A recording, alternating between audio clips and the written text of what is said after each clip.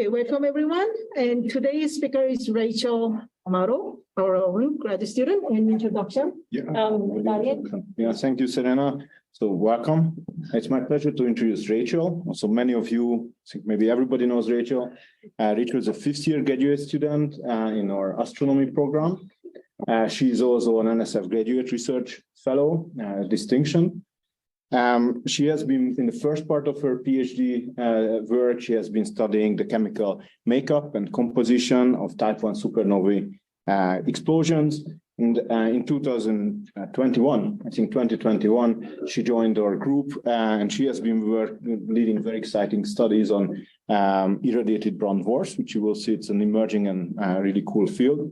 Beyond her research, you may also probably know Rachael as a leader of DEI efforts in the department. She has been the co-founder of the Steward Observatory Diversity, Equity and Inclusion volunteer initiative that many of you and us have been participating in.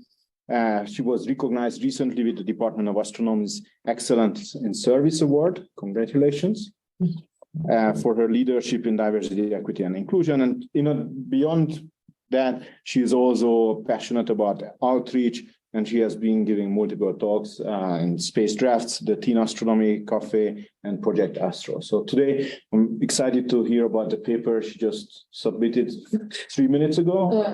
About 3 or 4 minutes ago. So it's really fresh out of the press. So please take it away. Thank you, Daniel and Serena, for the kind words. And first, I want to say thank you to the Origins organizers for setting this up. Thank you for everyone here and online for coming today. I actually was supposed to give this talk last November, but I got pretty sick the day before, fortunately. But maybe things happen for a reason, because now this project has wrapped up. I submitted it a few minutes ago. It's been accepted to Astrophysical Journal. And so I get to show you some finalized results at the end here. I want to present the work I've been doing for a little bit over a year on irradiated brown dwarf atmospheres using Hubble Space Telescope phase-resolved spectroscopy. A final round of thank yous I want to say to the co-authors listed below. The work that you see here was made possible through their help, their collaboration. As Daniel mentioned, I joined the group recently, I joined the field recently, and I've learned a lot through working with these people below. So let's start at the beginning. Let's see. There we go. Oh yeah, on archive this week, hopefully tomorrow morning. So let's start at the beginning. So atmospheres are diverse, they are complex. Within our own solar system, there's a large diversity, anywhere from Pluto, Mercury to the large gas giants. For example, the background you see of Saturn's pole here. And from an Earth-centric perspective, Earth's atmosphere protects Earth's life. It provides a lot of functions like heat trapping, radiation shielding, and lets us breathe something. And so that if we expand our imagination, we can begin to ask the questions, what could atmospheres outside of our solar system look like? And for the past decade or so, there have been a couple frontiers of exo-atmospheric research. First one I want to introduce is hot Jupiters. So these are the majority of confirmed exoplanets. By the way, there's I think over 5,300 now. And they are the majority mostly because they are very large, on the large end of planetary sizes, and they are very close into their stars. So via the discovery methods, they've been the easiest, quote unquote, to find. But this very close in nature to their host stars means that we believe they're tidally locked. And this tidal locking plus constant external irradiation lends way to this large day to night temperature gradient. So the day being always hot, the night being always cool. And what models have predicted and what some observations have even inferred is that in the atmospheres of these systems, we see these strong equatorial jets, like we see in the models below from all these great works. And as a result of the strong winds globally, we see that the hotspots have been shifted east from these strong west to east winds. So this is something we can see in the hot Jupiter atmospheres. And secondly, the other second frontier I want to introduce would be these brown dwarfs. So brown dwarfs, there are many of them. There have been over 1,000 spectrally observed. So this creates this very vast library that we can look at when we look at exo-atmospheres. They're ultra cool, unlike other stars. So brown dwarfs are these cooler, failed, quote unquote, failed stars. So they're not hot enough to fuse hydrogen in their cores, but they are sometimes hot enough to fuse deuterium, but not considered a star. This vast library that has been created we've identified trends along a spectral sequence. So in the stellar spectral classes, you have L, M, T, Y towards the very colder end. Like in this graphic below. So if we start on the left, that's cooler, and we get hotter as we go towards the right.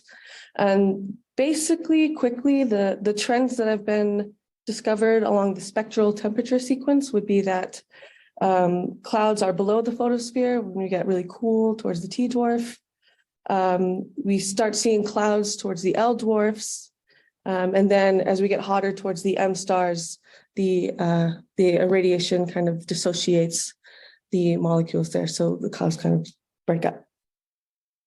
And so these are very important that we're looking at them. So what I want to drive home is that clouds impact a lot what we think we're seeing. They impact the opacity, the pressure temperature profiles that we're trying to find, and the broadband colors of these ultra-cool atmospheres. So understanding their structure and formation is really the key to understanding hot Jupiter, brown dwarf, and then the next frontiers of atmospheric research. So these sub-Neptunes, these exo-Earths that we're looking at now. So we have brown dwarfs and hot Jupiters. Can we equate them? Are they the same? No, I'll tell you. So these hot Jupiters exist in a space where they receive a lot of external irradiation, but do not have a lot of interior heat flux in their atmospheres. Whereas brown dwarfs exist on almost the opposite end, where they have internal heat from their creation, but they experience little to no external irradiation from a companion star. And so what we're really looking to do as we move forward and get more advanced atmospheric research is connect these two. So as we want to understand the trends we're seeing on hot Jupiters, where are these trends coming from? And we want to use the vast library that I mentioned of brown dwarfs, but connecting them, since they exist in these separate spaces, is a little difficult. So how do we connect the two? Well, you probably guessed, irradiated brown dwarfs is my answer. So they experience strong external irradiation like a hot Jupiter, and they have strong internal heat flux like a brown dwarf. So this makes them the perfect analog for connecting to both. And I see something in the chat. I'm just going to check. Yeah, Andrew has comment. Correct. Yes, Andrew says they aren't the most common type of exoplanet. Yes, sorry, they were the most common discovered due to their observations. Thank you, Andrew. That is important. I think it's maybe better to say they may be the easiest and they were the first to detect, but they've been vastly outnumbered in both detections and in true occurrence rates. Yeah. Yes. I think maybe what you meant is that the most common ones with characterized atmospheres. Yes. Yeah. Yes. Okay. Thank you. Thank you, Andrew and Daniel. So we'll now have to click this. Okay. So this brings me to this HST proposal, Dancing with the Dwarfs, led by Daniel Apai. This was a program targeting 6 detached white dwarf, brown dwarf binaries. So these are the irradiated brown dwarfs we're going for. They have ultra short periods, and they were chosen to encompass nearly the full range of temperatures known for warm and hot Jupiters. And they were also proposed to have the same instrument setup for observations as most hot Jupiter observations. So we really want to do this for ideal comparison when we start comparing the hot Jupiter and irradiated brown dwarf atmospheres. So a major goal here is to build an observational link between hot Jupiters and brown dwarfs, as I've mentioned. And I want to highlight the HST proposal team that put in this work and got it accepted. It's a very impressive proposal. And the leads for the published data are Yifan, Ben, who are former graduate students of the API group as well. And then I've sort of picked up the torch for the next few objects. So what we want to do with this sample is understand the atmospheric trends we see on these irradiated brown dwarfs as a function of external irradiation strength, rotation rate, and internal heat flux, because these are some of the major factors in determining an atmospheric structure. So far, 3 have been published. Those are the ones by Ben Liu and Yifan Zhou. They're great papers. I recommend you read them. One of them, as of today, has been submitted to archive. It's this NLTT 5306 down here on the bottom. It's been accepted to Astrophysical Journal already, and hopefully you'll see it on archive tomorrow morning. And then the next 2 in the sample are currently under analysis. So keep an eye out for results sometime soon.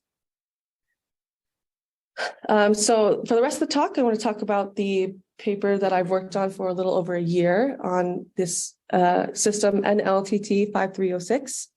So the irradiated brown dwarf in this system, NLTT 5306b, is believed to be a spectral type around the mid-L range, and it's on the lower end possibly of masses for about 52 Jupiter masses.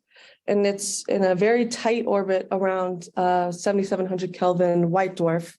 That's about 0.44 solar masses. So the period of this is around 102 minutes. And to put that in perspective, since I started talking, it's been about 10% of its orbit. So these very massive celestial objects are orbiting each other super fast. The orbital separation is only about a half a solar radii. And we believe in the observations I'll show you today and previously published ones, there's no transit that we see, but we do think that there is a high inclination, and I'll explain how we got that later as well. So do you think that's an accurate representation then of the Of the system? of the system? Yes, so I made this, colors and all, and the radii are to scale. The separation is 3 times decreased for easier viewing. Yeah. What we are trying to answer by looking at this atmosphere is we're trying to understand the structure and formation of clouds in this tidally locked atmosphere under the presence of external radiation. That's one of the big themes here. So you can imagine if we have a very, very hot host, the clouds could be dissociated on the day sides and broken up. We don't see clouds, and possibly as we go towards the night side, maybe they could condense out and you see a cloudy night side. So we're trying to see if we see that in this atmosphere. And also we're trying to characterize the efficiency of day to night heat redistribution in the atmosphere. So this is something that we're trying to understand in hot Jupiters as well. And hopefully looking at this atmosphere can help us understand the efficiency as a function of those parameters I mentioned earlier. So we started by getting 48 spectra of this object. The extracted 1D spectra are on the top right, and the corresponding light curve points are on the top left. We got near complete phase coverage, which was pretty cool. There were 6 orbits, and this system is about 77 parsecs away and not transiting as well. So we had to model and subtract the white dwarf contribution from each spectrum, and that yielded these beautiful brown dwarf spectra on the bottom. Yeah. Make sure there's no questions. Okay, cool. So the first thing we did to study the system was ask, what does the light curve reveal? So we modeled the light curve points and asked, what is the shape of it? Because the shape of a light curve sort of directly probes photospheric inhomogeneity. So we created a model according to the function you see up top. And we fit the light curve and with increasing orders of sinusoids. And if the light curve was best fit by like 1, 2, 4, 8 orders of signs, that would indicate that there were some higher order rotations in here. But a result of the best fit was that it was just fit by a single sinusoid to within 0.5% of the data, which means that for us, our interpretation of this is that the single sinusoid is mostly capturing the majority of what's the atmospheric processes in the system.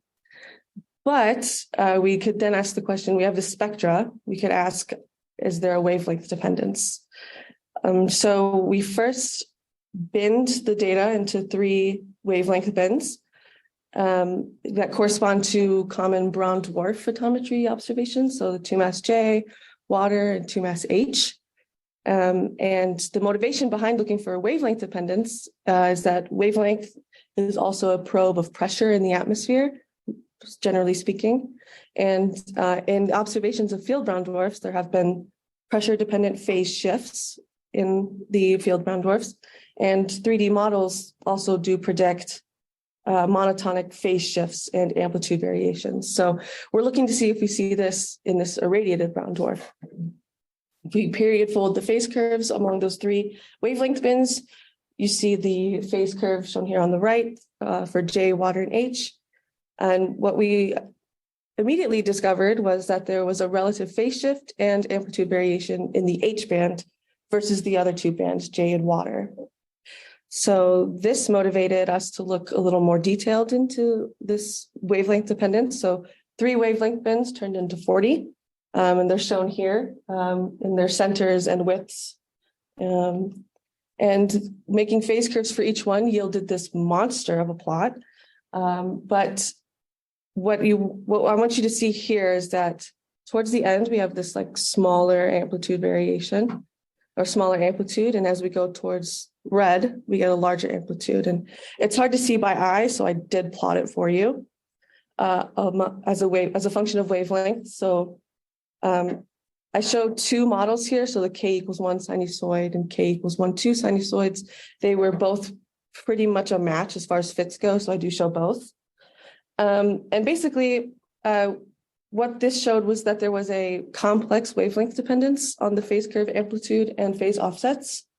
And the amplitude and offsets pretty much closely follow each other for the most part, up until we reach the H band around 15,000 angstroms and redder. And what we think this means is that there's vertical longitudinal structure in the atmosphere in these observations. That's really interesting to see just from my fitting sine waves to some data. So next we looked at the phase resolved brown dwarf spectra. So each spectrum we got along each phase is a hemisphere integrated quantity, and we got a time series of them. So these are phase resolved observations. And I want to reiterate that the tidally locked nature of these systems causes the greatest contrast between the day and the night hemispheres. So for the rest of the paper, we focused on day versus night spectra. And after we modeled and subtracted the white dwarf contribution, we got out these awesome brown dwarf spectra that you see here, day versus night, day in orange, night in purple.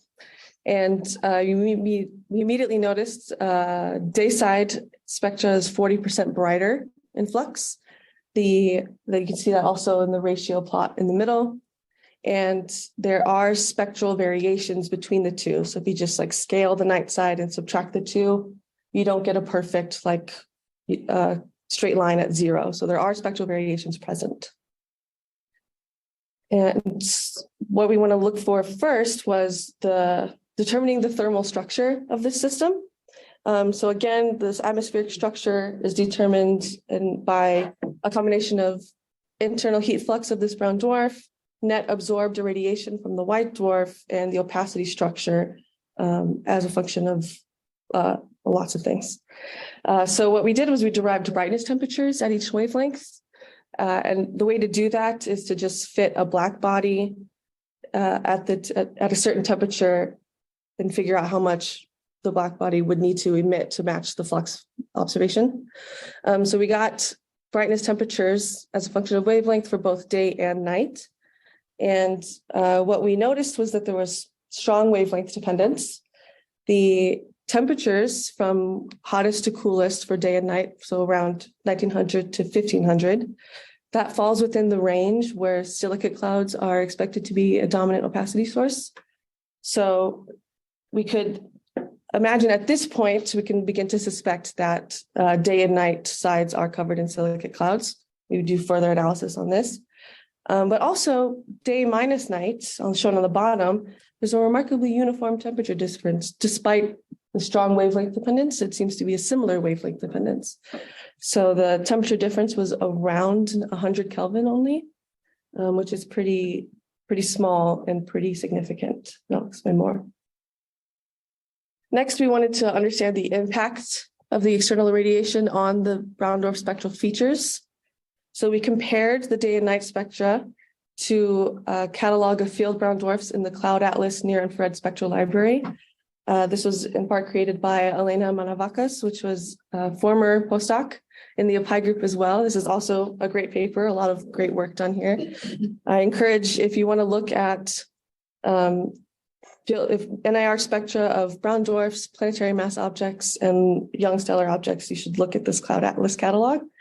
But for this system, out of 66 LT and Y brown dwarfs, the day and night sides of the spectra of our brown dwarf were best matched to an L4.5 field brown dwarf.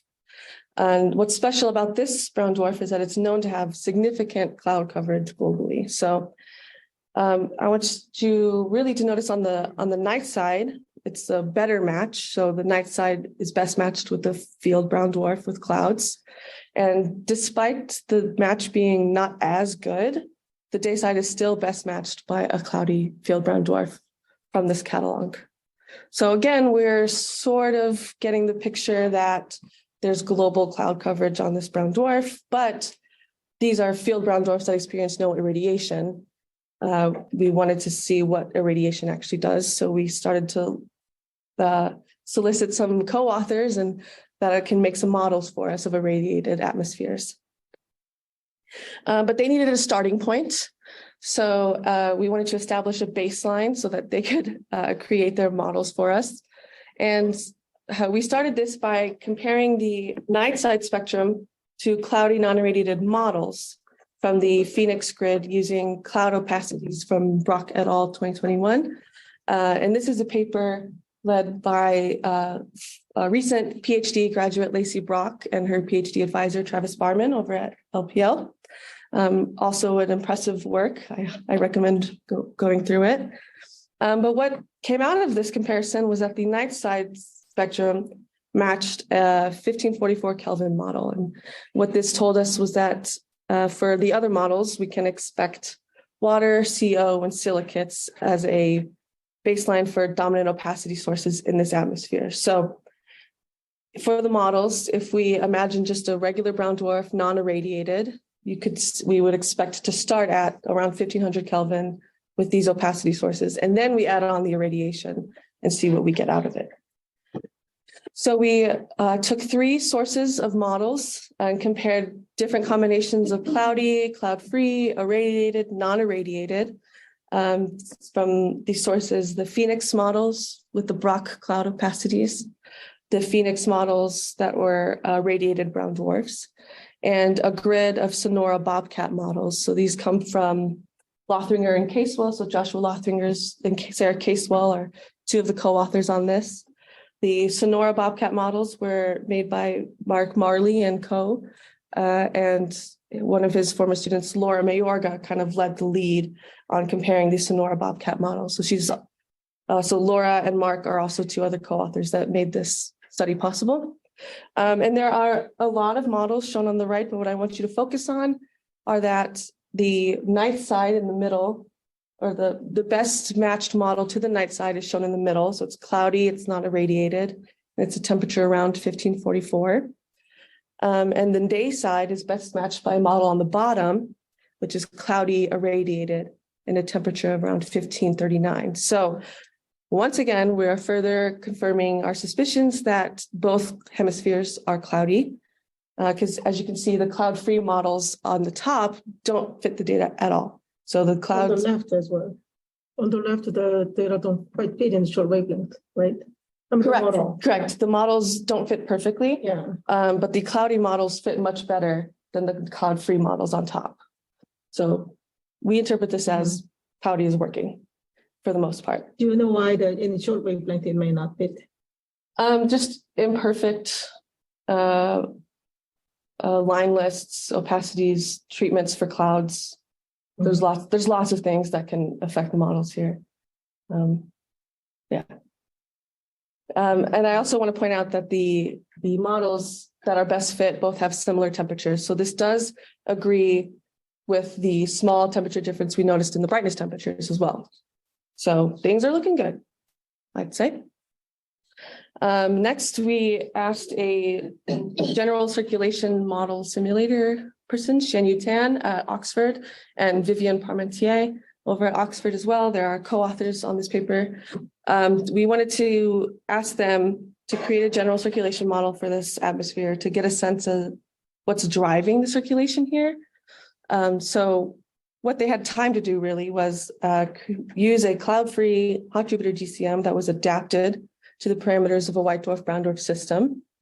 And what came out of that after a few weeks was that we saw for our system a very narrow equatorial jet, which is predicted to be seen in models of irradiated brown dwarfs. We also saw westward shifted lobes that come from fast rotations. There's some Rossby waves going on. And I thought that was really cool. But despite what we're seeing here, and despite it being so close to the nearby white dwarf, what this found was that the irradiation energy in the atmosphere was much weaker than the internal energy of the brown dwarf. So we are thinking at this point that the internal energy of the brown dwarf is what's driving the circulation, despite it being so near a white dwarf as well. And while the GCM people were creating their models, I also created a model to sort of capture some of the key processes that impact an atmosphere. Again, those were, so I included bond albedo, which is the fraction of incident irradiation reflected away. I included irradiation redistribution fraction, which determines the fraction of incident radiation that's globally distributed. The non-irradiated brown dwarf temperature, so this would be directly probing the internal heat flux of the brown dwarf that does affect the atmosphere structure, and inclination angle, because this system actually had an unknown inclination angle. So we know that there's an upper limit because there's no transit, but the inclination angle could affect our interpretation of the fluxes that we're deriving. So I included this as a parameter. And what this model was built for was it was built to match observables. So in this case, the hemisphere integrated brightness temperatures. And I did a 4D grid search and found that for the system, we most likely have a moderately high bond albedo, efficient day to night heat redistribution. So that would lend itself towards small temperature differences between the day and night. Brown dwarf temperature around 1260 and actually a high inclination despite no transit. So those were the combination of parameters that best fit our observations. And I'm looking forward to making this a slightly more sophisticated model and using it on the other two data sets as well. So now we get to the title, Hotter Than Expected. Where does that come from? A recap of some of our findings. The night side best fit said that the brown dwarf should have an internal temperature around 1544 Kelvin. So that's just the internal temperature, not just not the combination of irradiation and brown dwarf temperature. The day side best fit was around 1539 Kelvin from the 1D models, and my simple atmosphere model said around 1260 Kelvin. But this was a problem because the published mass of the system was about 50 Jupiter masses, and there was a published age for the system as well, around 5 gigayears. And if we follow evolutionary tracks, 50 Jupiter mass brown dwarf at around 5 gigayears should have a temperature around 900 Kelvin. But our models, all of our models were saying something hotter. So at the advice of my PhD advisor, Daniel Lapai, we looked back at the age assessment, like where's the age of the system coming from? And we found that there was using age velocity relations of the white dwarf, a relationship of the white dwarf. And these velocities are actually updated in Gaia DR3 compared to the old published age. So using the updated velocities, the age of the system is more likely around 1 to 2 gigayears. And if we follow that left and up, this actually eliminates the discrepancy that we were seeing between the internal temperature and our models. So in just a 1 billion year just make that difference? In the evolutionary, it's like it's like 2 to 3 billion years. Yeah. Yeah. Mm-hmm. And then the night best fit is at a higher temperature than the day best fit in total because Yeah, so they came from different models, and they're not perfect fits, so they're pretty, yeah. Mhm. And you would see somewhere around there, but you still know there's about 100-degree difference between day and night. Yeah, according to brightness temperatures. So you know somewhere around there for both those, and then but the day side is 100 Kelvin bright. Yeah, it's certainly not 900 Kelvin. Yeah. So there was some. I think maybe one thing also to keep in mind that these are 1D models, whereas there's a real temperature distribution in all of these atmospheres. So it's there's only to, you can only take these 1D models to a certain point. Okay, so the uncertainty then would be larger if you consider that. I mean, there's really you would really need to model the temperature distribution, and one temperature is probably not always it's not a good measure necessarily.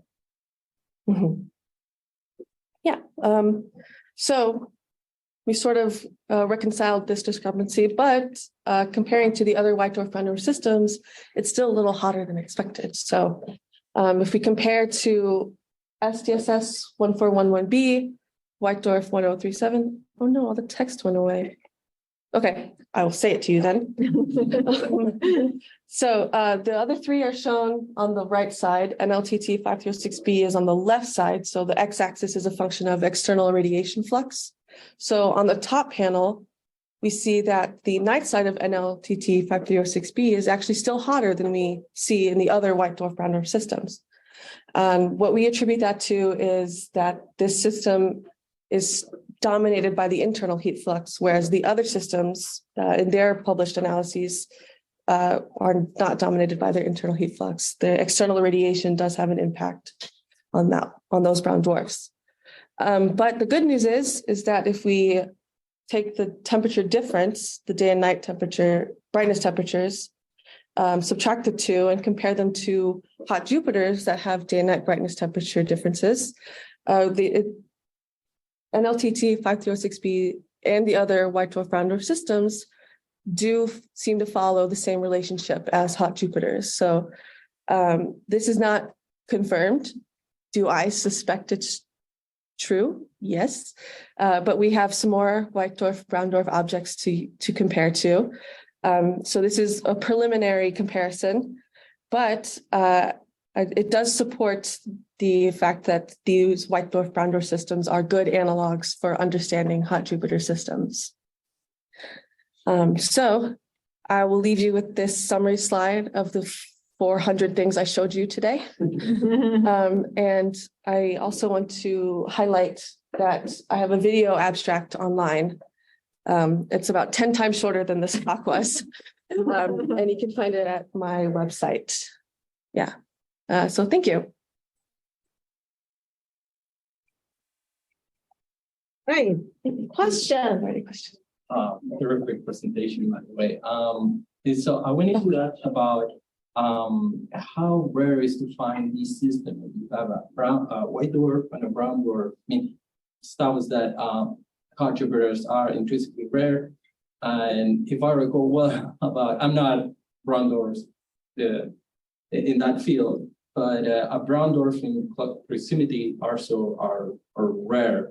So my first question is related with how hard is to gather a sample in your laboratory Yes. for these studies?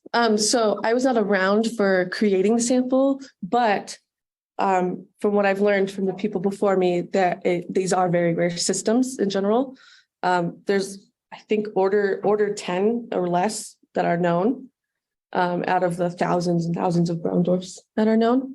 So creating the sample took a lot of work, and we're fortunate enough to have 6 that we can study and observe. And it's even more fortunate that they kind of span the temperature sequence of hot Jupiters that we're trying to compare them to. So this is really groundbreaking work that this is doing. Not to toot my own horn, but there are more objects to study, just a couple more, and we're really hoping to have more work on them in the future. Yeah. And my second question is a little bit unrelated, but I remember like a few years ago, I read about the self-induced auroras in brown dwarfs. And I was wondering if this is a mechanism that I don't know if it could be a hidden mechanism or something to consider in the model that not you have a external radiating source. I was wondering about that. If it's still, valid or no. Yeah, I'm not familiar with auroras and brown dwarfs. But I have a question back at you. Do you know if these are a significant source of flux emission on brown dwarfs? I was expecting. Okay. So it was a paper in Nature, like I don't know, 6 years, maybe 7 years, like that. I don't remember, but sometimes things change, especially. Yeah. So this is not a consideration in my simple model right now. I suspect that they're not high impact, especially compared to that it wouldn't have an impact on these models, especially because we're so close to like a really hot, bright, round, white dwarf. So I don't think the auroras would. Yeah, not yet, at least. That'd be cool. Thank you. Thank you. Yeah, and then I have 2 questions about the use of the white dwarf compared to another star. So the first is about how much it matters that the peak wavelength is probably quite different for these white dwarfs compared to a G star or an A star in the Jupiter in terms of the atmospheric chemistry and what you expect it to do to clouds, things like that. Yeah. So yeah, for people online, the question is about the fact that the white dwarf emits at a much bluer wavelength than other host stars of hot Jupiters who are like G stars, K stars. As I think that the impact is not so great that the emission is very different. The amount of external irradiation that they're feeling is pretty much the same as far as hot Jupiters and irradiated brown dwarfs go. But the bluer wavelengths would have an impact. Yeah. Maybe I can help there a little bit too. So it's a good question. So basically, so much more flux is going to come out in the UV, and so some of the impact is basically on molecular dissociation and UV opacities. So actually, the models that Rachael was working with Joshua Joshua developed a special set of models with UV opacities. Okay. And so one part is, really what happens is where do you absorb the energy at what atmospheric pressure?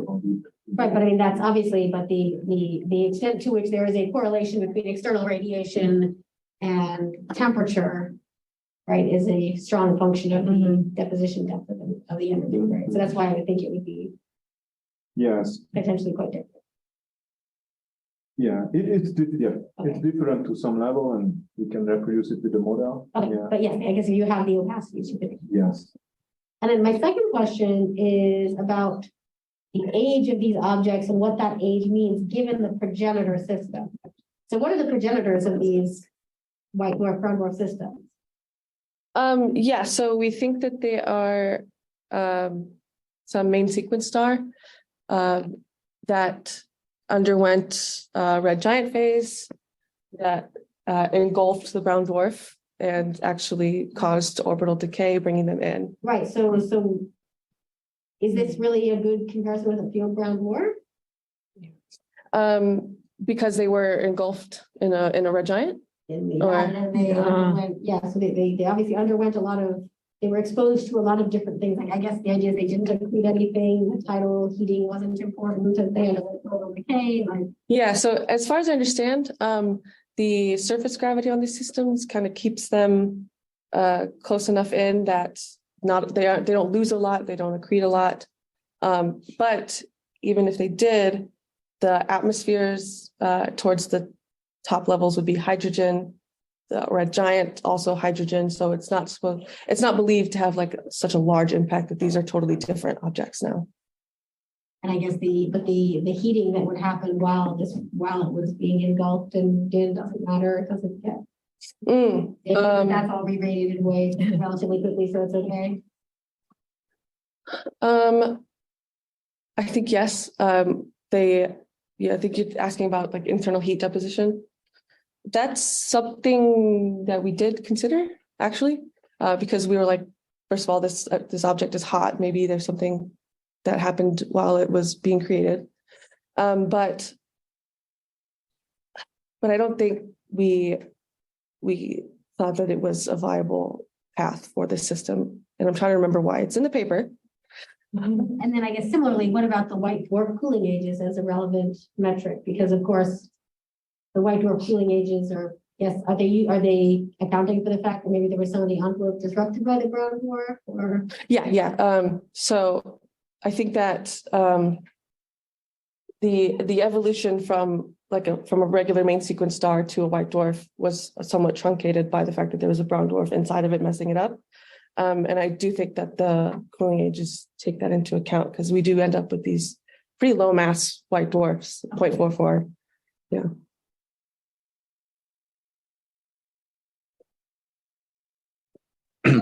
That was my question, actually, was about the stellar evolution and the dynamical processes and how that affects your results. Mhm. Yeah, I have a question. Anybody online? Okay, so do we know anything about? Oh, Andrea's gonna say, so let me just quickly finish. Do we know anything about the magnetic field if the brown dwarf?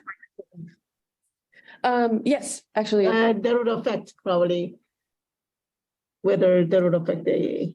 So Sarah Casewell has actually looked into a little bit of the magnetic field of the system because and basically found that there's an upper limit such that we don't see like Zeeman splitting or anything. So there is an upper limit on the magnetic field here. And I think to read Sarah's paper. Was it not high or?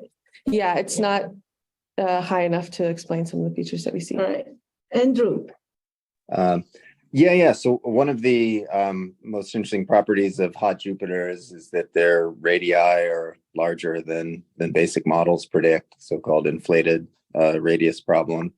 Now, I understand these are not transiting systems, but are there any constraints on how well constrained are the radii, and can you say whether or not there's any radius anomaly in these brown dwarfs? Yes. So the inflation problem for hot Jupiters is definitely something there. And I know there have been 4 now published irradiated brown dwarf systems, but before this one, the previous 3 were also looked at for their radii to see if there was inflation. And actually before my work, this Hubble data on this system, for NLTT 5306b, there is evidence of inflation. It could be something not related to the white dwarf. There's evidence in the hydrogen emission and absorption that we're seeing in the spectra, and depending on how well you believe mass radius brown dwarf models, there could be inflation on here. I'm sorry, so the answer to your question is yes, there has been study so far on these systems to look for radius inflation. It's not seen so much in these systems, probably due to their higher surface gravity than hot Jupiters. But this system, this NLTT system, does happen to be kind of a weirdo. And not only is it hotter than some of the other ones that we see, but there is evidence for inflation. Sarah Casewell has further studies on this system and the radius. So yeah. Does that answer, Andrew? Yeah, no, thanks. Good question. I'd imagine the age uncertainties would play a role as well in understanding whether or not they're bigger or smaller than expected. Yeah, that's true. And it is something that we kind of are looking for as well. Okay, any other question? I have a real quick question. Yeah. Was this RV detected system or basically how is the mass estimated? Is my question. Yeah, so mass was first determined for the white dwarf. And then the mass was also then determined for the brown dwarf by the near infrared flux that was in excess than for a white dwarf black body. There was some near infrared flux, so they fit that to brown dwarf models around an L5, age, mass, they came out. And there are radial velocity observations of this system. It wasn't discovered that way, but there have been radial velocities measured. And so if you use the mass of the white dwarf, radial velocities, you get a mass estimate for the brown dwarf. So should it be updated since you have a new age estimate? Yeah, I looked into it. It's more likely more massive, around 60 Jupiter masses. But as far as I know, brown dwarf masses are known to like the ones place anyway. Not well. So it wasn't the most groundbreaking of the paper, but yeah. I understand, yeah. Yeah. So last question, so you said that this one was not transiting. Is there any out there that is transiting in found with tests or something that could be, check mark the inclination part or the radius? Yes, so actually 1411B was a transiting system. This was one of Ben Liu's paper. And we saw the transit with HST, did a slightly more careful reduction to get like the actual transit. Yeah, so some of these are transiting, which is pretty fortunate as well. Okay, any other question? Andrew, do you have more question or didn't lower the hand?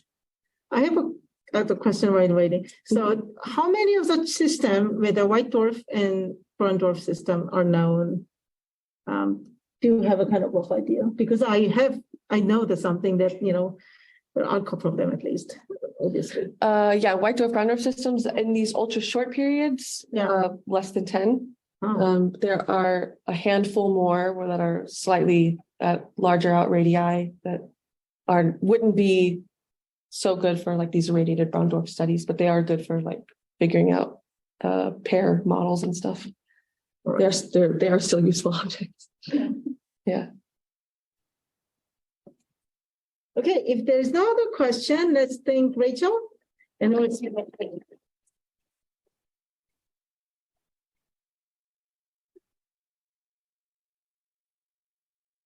thank you, people.